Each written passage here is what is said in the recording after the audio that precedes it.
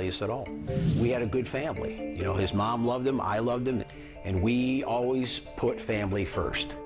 Problems in the Petrick home began in 2007 when Daniel developed a staph infection after a snowboarding accident. They found 2 holes in his spine. He was on antibiotics for 9 months. Could do nothing, no physical activity at all. To pass the time during his illness, Daniel wanted to play video games.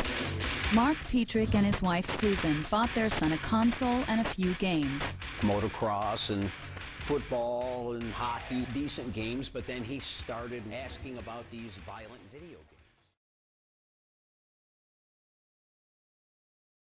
Daniel's obsession became impossible for his parents to control. I told Danny, if you bring any violent video games in the house, I will destroy them. Well, he became very angry. He kept sneaking and kept doing it. Father and son clashed again when a new version of Daniel's favorite game, Halo 3, was released at midnight on September 25th, 2007. He snuck out of the house at like 2 o'clock in the morning, went and bought it and came back home, and my wife caught him, woke me up. I took the game, said, no, you're not playing it, you're done. His father put it in a locked box that he kept in his room, which is where the father also kept the gun. On the evening of October 20th, Mark and Susan Petrick were relaxing in their living room. Daniel took the set of keys that his father left on the desk, took the one key that opened a lockbox in his father's room. From the lockbox, he took the 9mm handgun and the Halo video.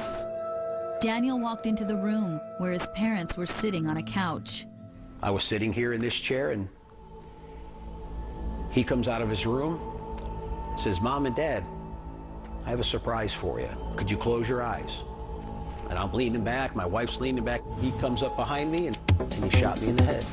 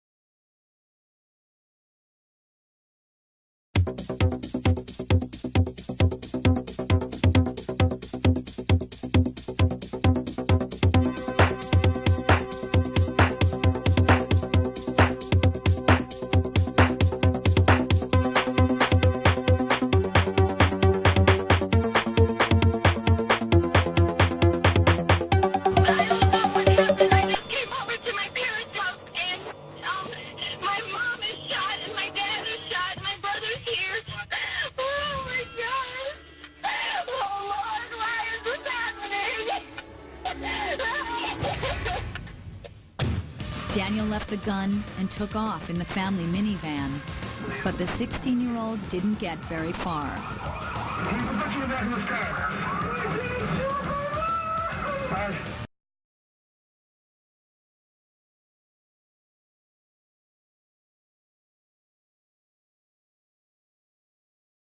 Daniel Petrick was charged with aggravated murder and attempted aggravated murder.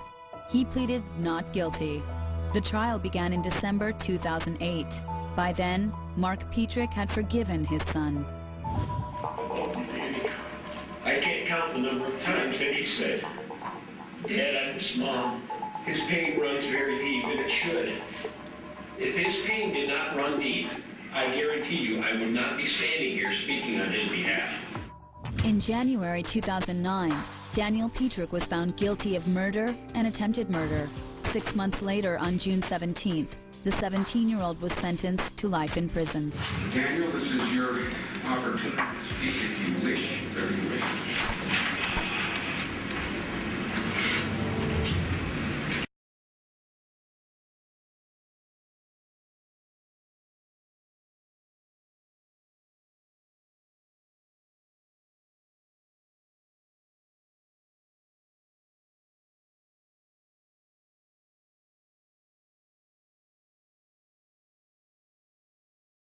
Daniel will become eligible for parole in 2030.